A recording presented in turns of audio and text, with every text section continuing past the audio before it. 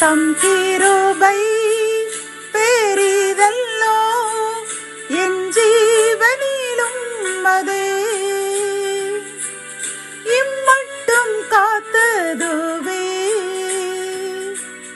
இன்னும் தேவை கிருபை தாருமே இன்னும் தேவை கிருபை தாருமே. தேவனுக்கே மகிமை உண்டாவதாக. சேனைகளின் கர்த்தர் ஊழியத்தின் மூலம் 13/2/2026 இன்று நாம் அறியவிருக்கும் கிருபையின் வார்த்தைகள். சங்கீதம் 91:11. உன் வழிகளிலெல்லாம் உன்னை காக்கும்படி உனக்காக தம்முடைய தூதர்களுக்கு கட்டளையிடுவார். கத்தோலிக்க வேதாகமம் இவ்வாறு கூறுகின்றது. நீர் செல்லும் இடமெல்லாம் உம்மை காக்கும்படி தம் தூதருக்கு அவர் கட்டளையிடுவார் என்கின்றது. இந்த செய்தி கேட்டுக்கொண்டிருக்கின்ற என் அன்பு சகோதரனே சகோதரியே, நீங்கள் ஏதோ கவலையில் நமக்கு ஏதேனும் ஆபத்தோ அல்லது ஏதேனும் தீங்கு நேர்ந்து விடுமோ என்று கவலையுடன் காணப்படுகின்றார் அல்லவா?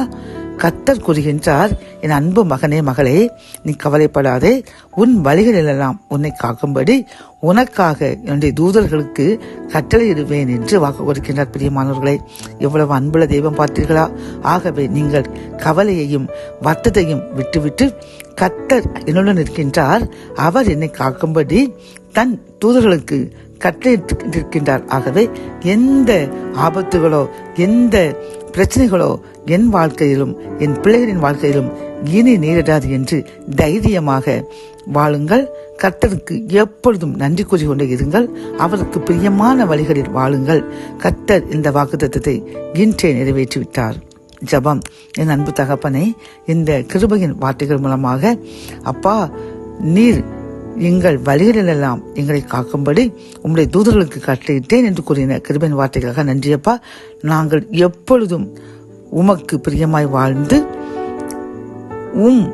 சட்டையின் மறைவில் வந்து அடைந்து உமக்கு நன்றியுடலாக வாழ்வோம் என்று உறுதி கூறுகின்றோம். அதை ஏற்றுக்கொள்ளுங்க. அதன்படி தூதருக்கு கட்டளையிட்டு எங்களையும் எங்கள் சந்ததிகளையும் பாதுகாத்துக் கொள்ளுங்க. மீட்பர் இயேசுவின் முன் ஜெபம் கேளும் நல்ல தகப்பனே. ஆமேன்.